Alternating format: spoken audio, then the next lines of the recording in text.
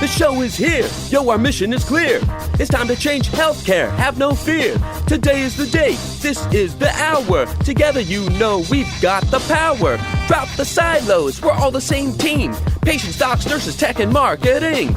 How can anyone be satisfied with the way things have always been? Yeah, we've tried. So join us now. Join the revolution. Digital health is the evolution. Status quo, more like status no. Yeah, this is the healthcare rap. Y'all come on, let's go. New choices, new platforms, new care models. In the healthcare of tomorrow, consumers win. But who will design it? What will it look like? And how long will it take? We're here to answer those questions with some provocative thinking about how to create the healthcare that people actually want. Ready to roll up your sleeves, look at the world a little differently, and explore the frontiers of consumer health together? Join us. This is the Healthcare Wrap. Welcome back. I'm Jared Johnson, ready to share some more provocative thinking about building the healthcare of tomorrow. This season, we're attempting the deepest dive that's ever been done on the disruptive organizations that are likely to impact the experience of healthcare consumers for years to come. For more provocative thinking, we hope you'll follow us and check out our previous episodes, all 200 of them. This show is produced by Shift Forward Health, the channel for changemakers. Subscribe to Shift Forward Health on your favorite podcast app, and you'll be subscribed to our entire library of shows. One subscription, all the podcasts you need, and it's all for free. So here's what's going to go down today. We have the Flava of the week about reducing the costs of insulin. UnitedHealth Group is eliminating out-of-pocket costs for insulin for eligible members, and Optum is making insulin available at a very low cost to the uninsured. How much can this impact the consumer experience? I'll talk about that. Then Ann Summers-Hogg is back in the house to help us look at some industry trends through a theoretical lens. You'll hear why she refers to the term drivers of health rather than social determinants of health, as well as what the Amazon One Medical merger tells us about the capability for retailers to create disruptive innovation. It's time to dive right in. Are you ready? Let's go.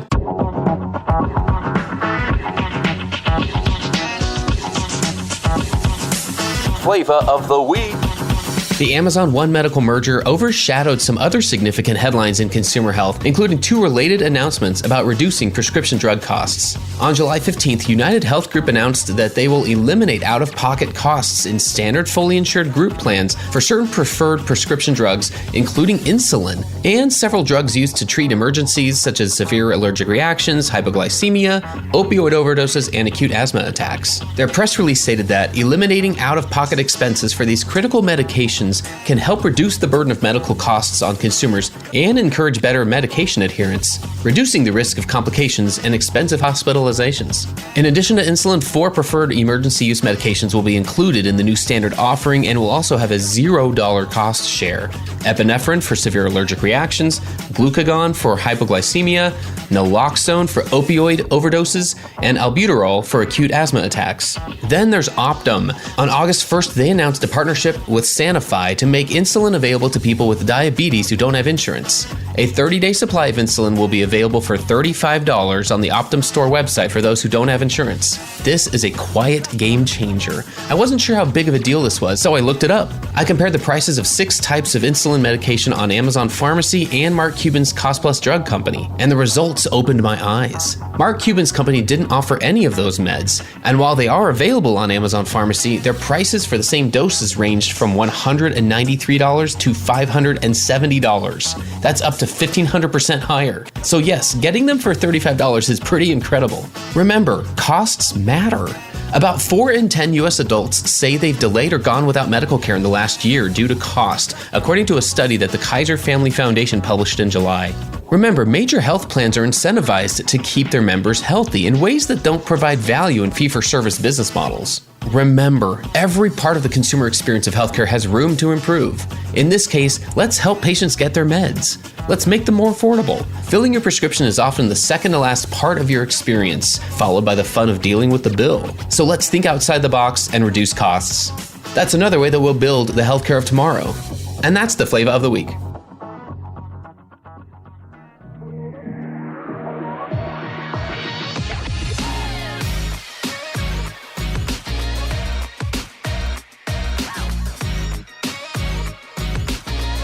The flow. All right, let's get into the flow, everybody. Give it up for Ann Summers-Hogg. Ann Summers is back on the Healthcare Wrap. She's a senior research fellow at the Clayton Christensen Institute and just full of good insights and commentary on the industry and what's happening. We're going to dive into things like, the Amazon One Medical merger and drivers of health and a lot of other stuff. So first and foremost, Ann Summers, welcome back to the Healthcare Wrap. Thank you for having me back, Jared. I'm excited to be here. Well, I'm telling you, I used to tell people it was like an exclusive club to be a return guest on the show. We've been at it long enough. I'm excited whenever we can bring somebody back. For our listeners, though, what did I miss in your bio? What else would you like them to know about you and your background? Yes, so as you mentioned, I am the Senior Research Fellow of Healthcare at the Christensen Institute. And before that, I worked for Atrium Health. So I was on the provider side. I worked in innovation and strategy at Atrium Health. And before that, I spent a few years in strategy consulting with Oliver Wyman on the payer side. So I come to this position with background in multiple facets of the healthcare industry, and it makes for more robust research. So thanks for having me. Yeah, so if we can even divert here just for a second, I'm just curious from a career standpoint, do you feel like understanding the payer side has helped where, like, the research you do now and the ideas, the things you focus on now? I know a lot of folks who know the health system side, the hospital side, the provider side really well, and don't know that much about the payer side. So I'm just curious if you feel like that's helped you understand the industry. Definitely, because in healthcare, payer is often the customer. And working on the provider side as the supply side of the industry, it was helpful to understand how do customers think about the products and services that you're providing. So I think understanding the payer, especially in healthcare, is critical. Awesome. Well, I'll tell you what, I love asking a question to people kind of to get us going. And I'm curious what you think about this one. Can you tell us about someone you look up to and why? Yes.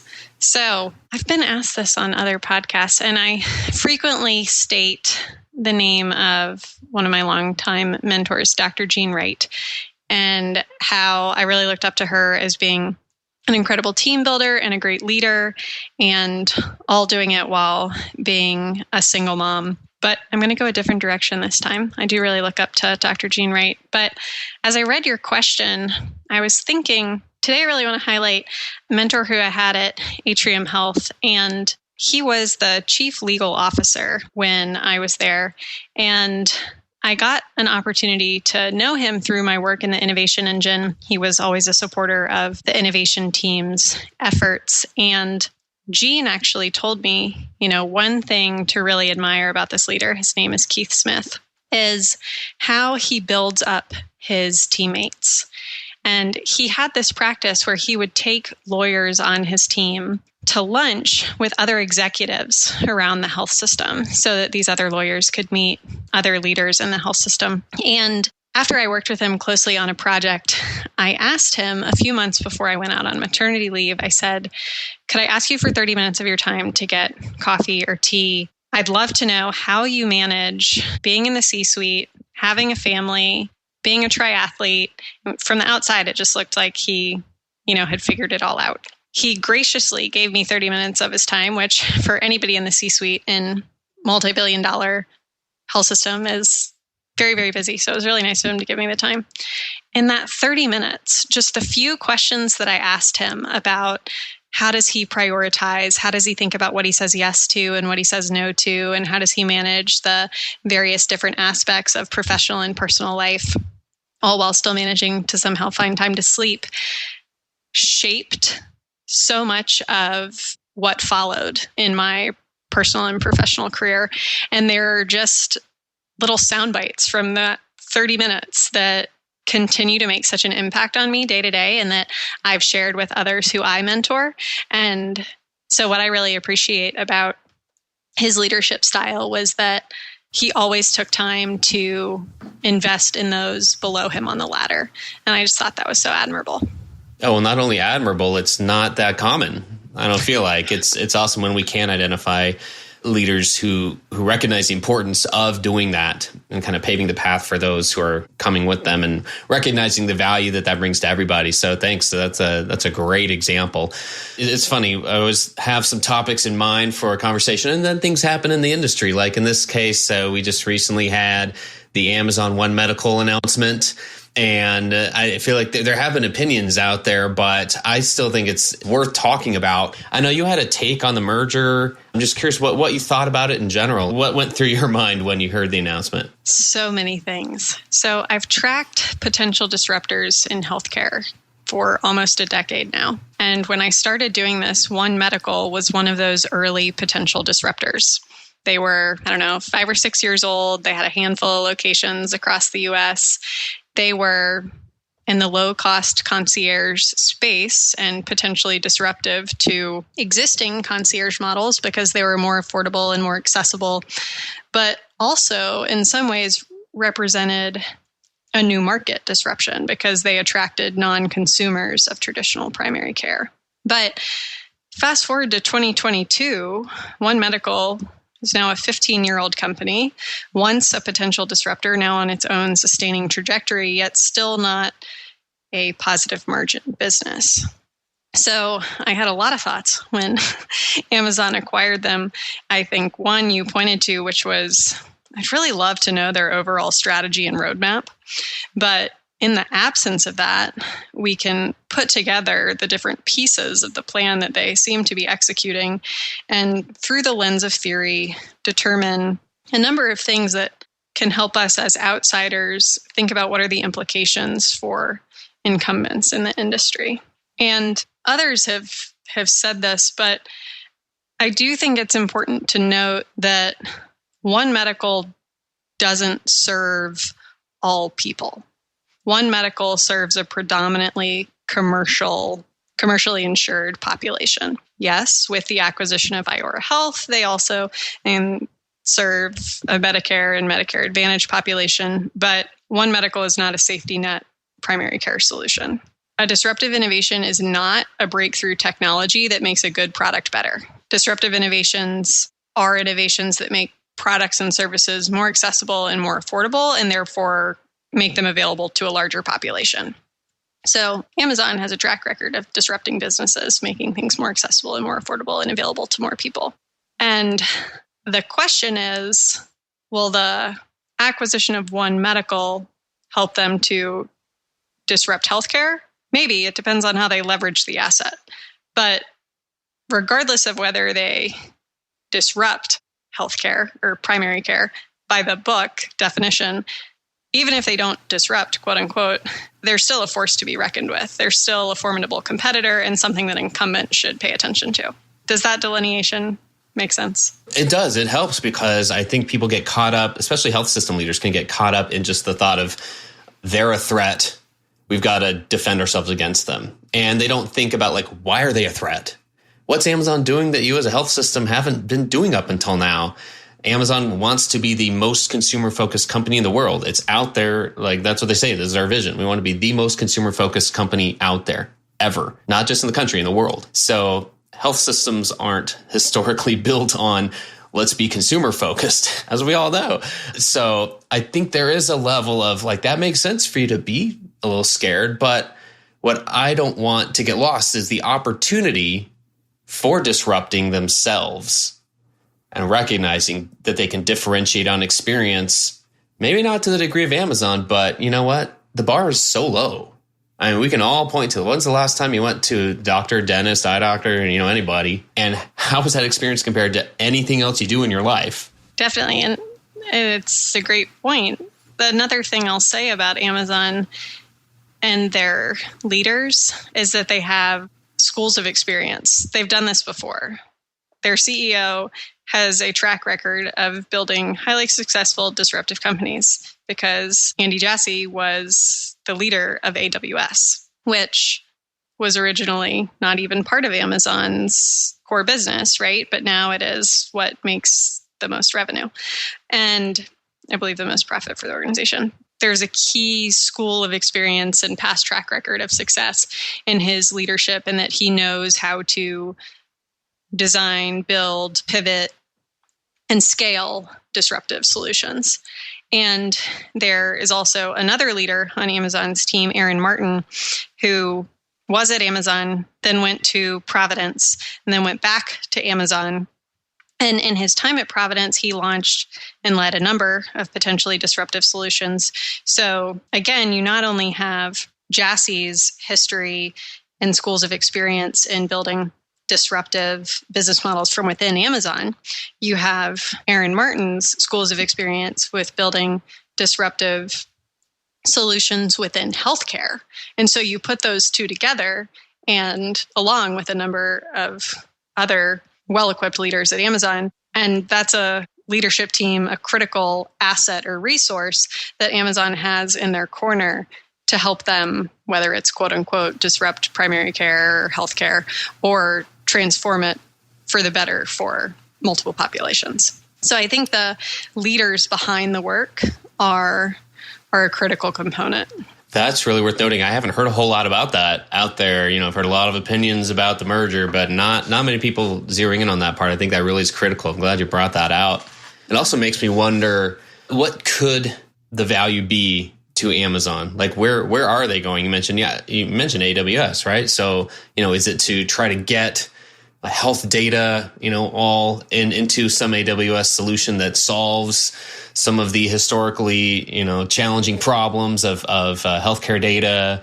Are they going to try to go there and solve interoperability and go the data route? Is primary care like the end versus a means to an end? Like, I think those are the things that aren't clear to me yet, and I'll be tracking to see where they go. And I don't know, a lot of just open-ended questions, I think, just to track from here. To your point about the leaders, yes, I do think it's a critical resource within the business model that is Amazon, is the resources that are in charge of executing whatever this healthcare strategy is. And then to your question around, is primary care the end game? I would argue primary care is rarely the end game.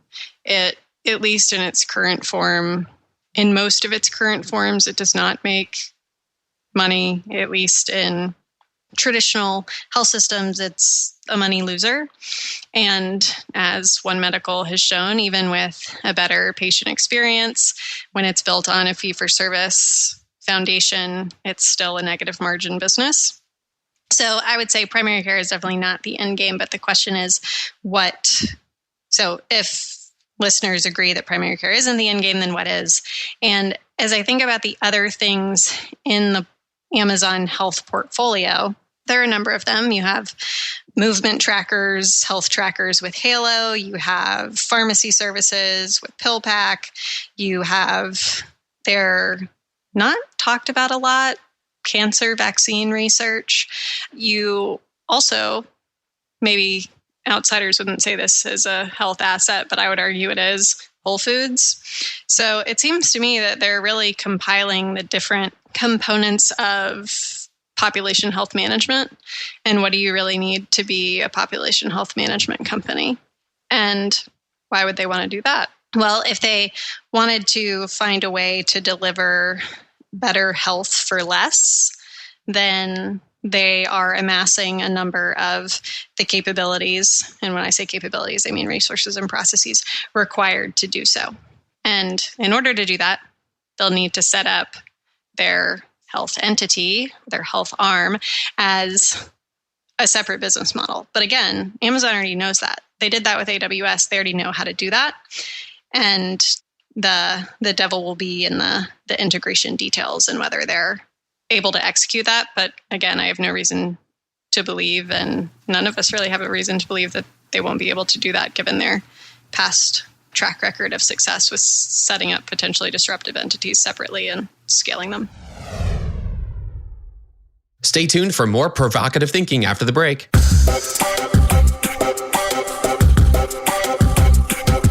Hey, listen up, y'all. Did you know that nearly 60% of people wish their healthcare provider sent them more relevant health information? And 42% would even consider switching to a different provider that sent them more, according to a recent survey of patients in the U.S. The vast majority of them would prefer to get that information via email or text.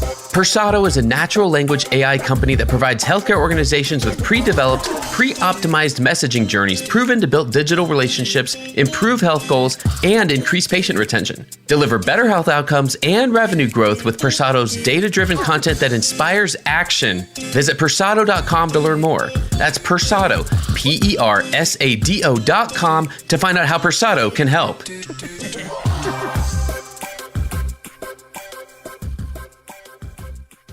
Okay, back to the flow. That's a really good point. I'd rather not underestimate the big players, especially the big retailers. I'd rather learn from them and at least try to figure out what could be their end game and how do they even, like, what is their plan? And then see what can we learn from that? I mean, there are advantages that health systems and hospitals and that traditional providers in any other type of organization have. Their clinical expertise, their specialty care, the care coordination. I mean, there is a lot to be said for it, and I don't want anyone to think that that's getting lost. I do want to leave some time here to focus on something that I know has been something you've shared a lot about, especially recently, which is a definition of what we typically refer to as social determinants of health. You've done a lot of research and put a lot of thought into what you feel like is a better definition, which is drivers of health. I'd love to hear more about that, like what the difference is and why you've moved towards that definition of drivers of health. Tell me about that. Yes. So the first thing I'll say is I did not come up with the phrase drivers of health. It's something that I came across. A couple of different entities were using it in my research for this last paper, You Are What You Treat, that came out at the end of May. But I really grasped onto it for a number of reasons. And just to level set on what I mean by drivers of health or social determinants of health, it's macro level factors that influence how we live, work, play, and pray. So these are the factors in systems like our built neighborhood, what's the air we breathe, what's the water we drink, are there sidewalks in our neighborhood, are there safe places to play and be active? It's our social connections. It's whether or not I'm isolated or connected to others. It's do I have access to affordable and healthy food? It's about education. Is there access to high quality education for populations? And it's factors in systems like that. So it's a really big bucket of influencers that ultimately determine people's health and life outcomes. So the thing that I don't love about social determinants of health, really there are three things. The first one is that, and I believe this will resonate with you, it doesn't encapsulate the individual perspective. So research from the Health Initiative back in 2017 or 2018 uncovered that people find the phrase social determinants of health alienating, confusing, and demeaning. And if we're using a phrase that's alienating, confusing, and demeaning while trying to help people, then we lose before we even start. Because if I'm trying to help Jared and I speak to him in a way that he finds alienating, confusing, and demeaning, we're not going to get very far. The second reason I prefer drivers of health over social determinants of health is the word determinants. It makes it feel a little bit like predestination and that there's no way to change the factor or the system. Now, I mentioned that these are societal level structures and systems. So by calling it drivers of health, I'm not trying to put the emphasis on the individual and saying it's all up to the individual to change their circumstances. We all know that is not the route to go down. But I do think it takes into account the fact that both society and businesses that operate in society, as well as to some extent individuals, have the ability to impact these factors and systems. They shouldn't be considered predetermined and things that we can't change. Now, I will caveat that to say things like early childhood education, certainly for those of us on this call who are clearly not children, that's determined, right? Jared and Ann Summers can't change their early childhood education right now. But for other factors and systems, they're able to be influenced. And I would say by using the language drivers of health versus social determinants of health, the framing and the phraseology even just changes the concept in people's minds. And then the third one, quickly, social. I listed what falls into the bucket of drivers of health, and listeners would notice that these aren't just social constructs, they're economic, they're environmental, and they're social. So by just calling it social, we constrain people's thinking around what it actually incorporates. Personally, I'm not surprised that the reaction to the term social determinants of health was found confusing and demeaning. What do we hope to accomplish by recognizing them differently? That's a great question, because since we came out with the paper and mentioned this, I have had a few comments from readers saying it's just a label. Why do you think changing the label will change anything? And I believe in this instance, as in many instances, Professor Christensen really said it best. And he would often say that when we encounter a seemingly unsolvable problem, we've likely gotten the categories wrong. And in people's mind, the category social determinants of health just elicits a different thought process than the category drivers of health. And often by changing the categories or changing the label, we can change the thinking. What do you hope we're celebrating in the industry 12 months from now? Changes in medical education. So that might seem a little different than the other things that I've talked about so far, but it does build on the drivers of health discussion, because for centuries, we haven't trained providers going through medical school around the importance of drivers of health and the role that they play in people's health outcomes. And we now know that access to medical care is only responsible for 10 to 20% of people's health outcomes, and up to the remaining 80 to 90% is based on drivers of health. And there are a few forward-thinking medical schools out there who are developing innovative curriculums such as Kaiser Permanente, the newly announced Alice Walton School of Medicine. Certainly there are others, but they're incorporating education around drivers of health and more of a whole health approach into the ways that they train our future physicians. And we can't change the system if we don't change the inputs. So I hope in the next 12 months, we're celebrating how more medical schools have incorporated things like drivers of health into their curriculum. That's something I hope we really can be celebrating in the short term. That's something that it feels like it's possible. It feels like it's doable. Thanks for giving us some time today. I wonder, before we go, for our listeners who want to connect with you and learn more about you and the work you're doing and even the paper you mentioned, what's the best way for them to do that? They can follow me on Twitter, Ann Summers WH, where I often analyze news through the lens of theory, and also on our website, they can sign up for the monthly newsletter that I send out, which provides links to all of our blog posts that we write for the month. Again, looking at topics top of mind for healthcare leaders, innovators, and educators, and applying Christensen's theories to current events. Fantastic. Thanks for giving us so much time today, so much to think about. All the best, and we'll hope to have you again on the podcast soon. Thanks for having me back, Jared. I really enjoyed the conversation. Thanks for tuning in. If you like what you heard, please spread the word. Tell your colleagues to tune in for all the awesomeness, then leave a review on Apple, Spotify, or wherever you listen. This show is produced by Shift Forward Health, the channel for changemakers. Subscribe to Shift Forward Health on your favorite podcast app, and you'll be subscribed to our entire library of shows. See our full lineup at shiftforwardhealth.com. One subscription, all the podcasts you need, and it's all for free. And remember, we might have a lot of work to do in healthcare, but we'll get there faster together. Thanks again.